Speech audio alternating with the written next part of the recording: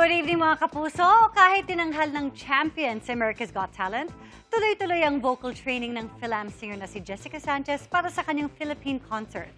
After kasi ng pregnancy, naapektuhan ang boses ni Jessica. Makichika kay Athena Imperial.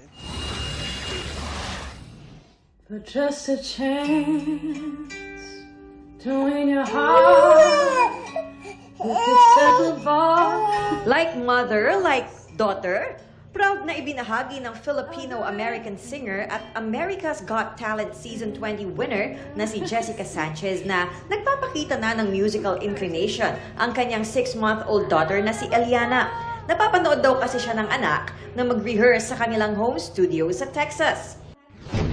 I think you guys have seen the video on Instagram maybe when she was singing along with me. Yeah, she's finding her voice. She might be a singer too. I mean, she's Filipino. So.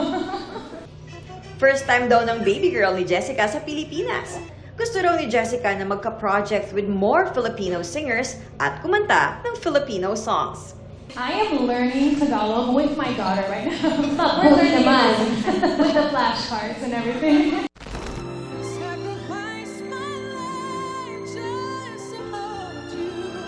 Sa All Out Sundays Live na nagpamalas ng kanyang singing prowess ang global singing icon at hindi napigilang maging proud ng kanyang Filipino fans.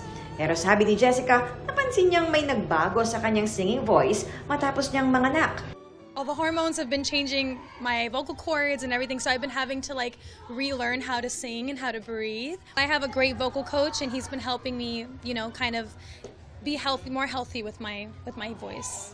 Mensahe ni Jessica sa mga gustong sundan ang kanyang yapak. To all my girlies, all my Filipino girlies, it took me a long time to get to where I'm at now. Yes, and I had a lot of discrimination, but that never stopped me from shooting for my dreams. So I encourage you guys to dream big and to keep fighting for your dreams. Athena Imperial updated sa Showbiz Happening.